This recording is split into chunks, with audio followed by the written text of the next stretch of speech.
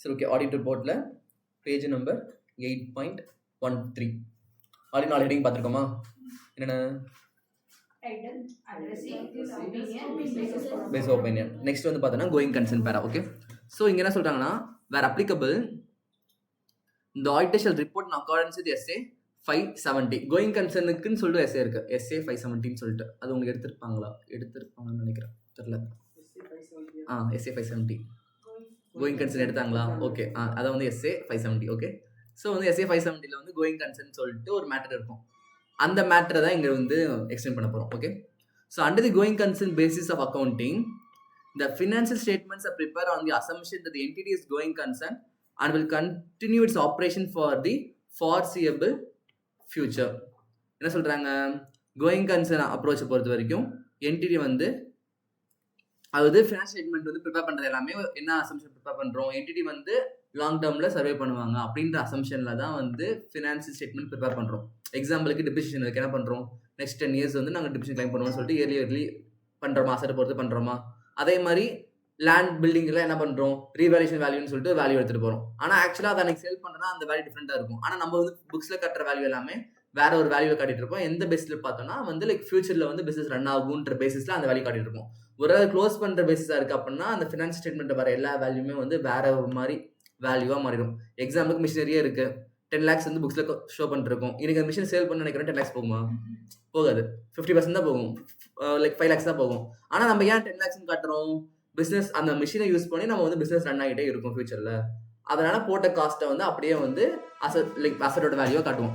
So அப்போ நம்ம financial ஸ்டேட்மெண்ட்டை காட்டுற ஃபிகர் வேற, பிஸ்னஸ் க்ளோஸ் பண்ண போகிறப்ப ஃபினான்ஷியல் ஸ்டேட்மெண்ட் நம்ம காட்டுற ஃபிகர் வந்து டோட்டலாக வேறையாக இருக்கும். ஸோ அந்த பேசிஸில் வந்து அவங்க ப்ராஃபிட்டில் இருந்து லைக் எல்லாமே மாறிடும். பிஸ்னஸ் க்ளோஸ் பண்ண போகிற பிஸ்னஸ்க்கு வந்து பண்ணுற அப்ரோச் வேறு, அசம்ஷன் எடுக்கிறது வேறு, ஒரு பிஸ்னஸ் வந்து ரன் ஆக போகுதுன்ற பிஸ்னஸ்க்கு எடுக்கிற அசம்ஷன்ஸ் எல்லாமே வேறையாக இருக்கும். ஸோ இங்கே என்ன சொல்கிறாங்கன்னா, under the going concern based accounting the financial statements are prepared on the assumption that entity is a going concern and will continue its operation for the foreseeable future. So entity வந்து going concern, அவங்க வந்து nearby ஃபியூச்சரில் வந்து run ஆகிட்டு தான் இருக்க போகிறாங்க அப்படின்ற பேசிஸில் தான் வந்து ஃபினான்ஷியல் ஸ்டேட்மெண்ட் வந்து ப்ரிப்பேர் பண்ணுவாங்க. The general purpose financial statements are prepared using the going concern basis of accounting unless management either intends to liquidate the entity or ceases the operation or has no realistic alternative but to do so.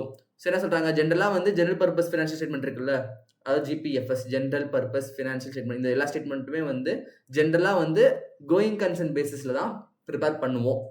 ஒருவேளை அந்த entity வந்து liquidate பண்ண போகிறாங்க, close பண்ண போகிறாங்க, அவங்க operation cheese பண்ண போகிறாங்க அப்படின்னா அந்த சுச்சுவேஷனில் மட்டும்தான் வேறு மாதிரி பண்ணுமே தவிர ஜென்ரலாக வந்து எல்லா ஸ்டேட்மெண்ட்டுமே வந்து கோயிங் கன்சர்ன் பேசிஸில் தான் ப்ரிப்பேர் பண்ணுவோம் அப்படின்றத இந்த பாயிண்ட்டை சொல்கிறாங்க. ஓகேவா, ஃபர்ஸ்ட் பேரா முடிஞ்சா.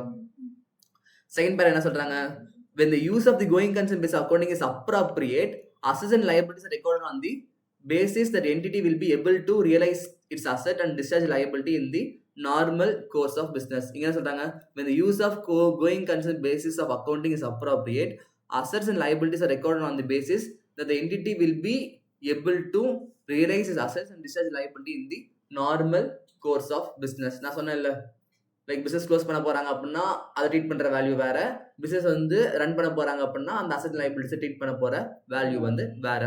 தி auditor shall evaluate whether the sufficient appropriate audit evidence has been obtained regarding and shall conclude on the appropriateness of management use of the going concern based accounting in the preparation of the financial statement. So வந்து எங்கள் business வந்து going concern பேசிஸில் தான் இருக்க போகுது, நாங்கள் அந்த base தான் ப்ரிப்பேர் பண்ணியிருக்கோம் அப்படின்ற எவிடன்ஸ் வந்து நம்ம வந்து மேனேஜ்மெண்ட் கிட்ட இருந்து வாங்கணும்.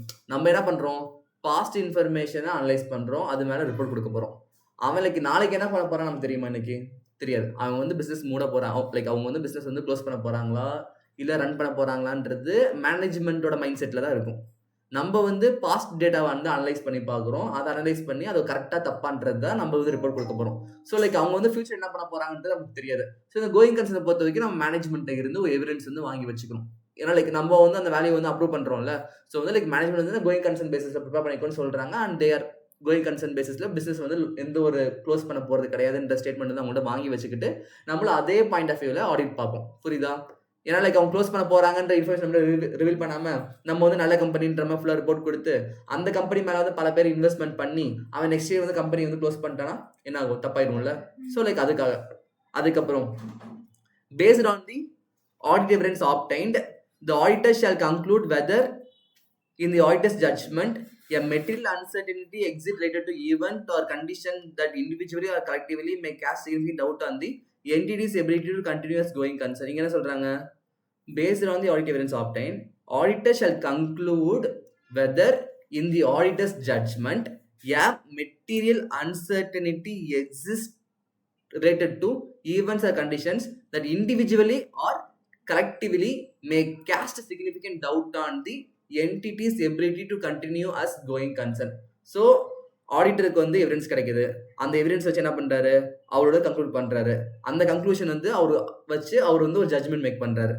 அதை வச்சு என்ன முடிவு பண்றாருன்னா, இப்ப அந்த என்டிட்டிக்கு நடந்த ஈவெண்ட்ஸ் கண்டிஷன்ஸ் இதெல்லாம் வந்து இண்டிவிஜுவலாவோ கலெக்டிவாவோ எடுத்து கம்பேர் பண்ணி பார்க்குறப்ப என்டிட்டி வந்து ஃபியூச்சரில் வந்து ரன் பண்ணுவாங்களா ரன் பண்ண மாட்டாங்களா அப்படின்றத அவர் வந்து டிசைட் பண்ண முடியும். இப்போ எக்ஸாம்பிளுக்கு என்டிட்டி சூப்பராக அவங்க வந்து ஒரு காட்டன் பிஸ்னஸ் பண்ணிருக்காங்க. ஒரு வேர் ஹவுஸில் தான் அவங்களோட மொத்த எக்ஸாம்பிளுக்கு வந்து ஒரு இயருக்கு வந்து ஒரு 10,000 tons வந்து காட்டன் மேக் பண்ணுறாங்க. அந்த 10,000 tonsமே வந்து 10,000 tons வந்து ஒரு 9,000 tons வந்து வேர் ஹவுஸில் இருக்குது. இதுக்கப்புறம் தான் சேலுக்கே போகுது. டக்குன்னு அந்த வேர் ஹவுஸில் வந்து ஃபயர் ஆயிடுச்சு. ஓகேவா, அவங்க வந்து இன்சூரன்ஸும் வைக்கல. வேர் ஹவுஸில் இருக்க 9,000 tons வந்து முடிஞ்சு. காட்டன் தானே ஏச்சு மிஞ்சுமா, மிஞ்சாது. அப்போ அந்த 9,000 டன்னுக்கு ஒரு காஸ்ட் இருக்கும். அந்த காஸ்ட் வந்து என்டிட்டியால ரெக்கவர் பண்ண முடியுமா, முடியாது. அப்போ ரன் பண்ணுவானா க்ளோஸ் பண்ணிட்டு போவானா, தெரியாது. இல்லை என்ன நடக்கலாம், இன்சூரன்ஸ் இருந்துச்சுன்னா கிளைம் பண்ண முடியும், இல்லை அவனால வந்து ஃபர்தராக வந்து வெளியே சப்போர்ட் பண்ண முடியும், வேற ஏதாச்சும் பேக்கப்ல இருக்காங்கன்னா பண்ண முடியும். ஒரு எதுவுமே பண்ணலாம், வந்து ஸ்டார்ட் அப் மாதிரி பண்ணி வச்சிருக்கான், முடிஞ்சுன்னா முடிஞ்சா. ஸோ அந்த மாதிரி நடக்கிற ஈவெண்ட்ஸ்லாம் வச்சு அவங்க வந்து ப்ராப்பர் வந்து ஜட்மெண்ட் மேக் பண்ணுவார். இல்லை வேற வந்து கோயிங் கன்சர்ன் வந்து அப்ரோச் வந்து அவங்க சூட்டபிளா இல்லையா அப்படின்றத ஆடிட் வந்து டிசைட் பண்ணுவார்.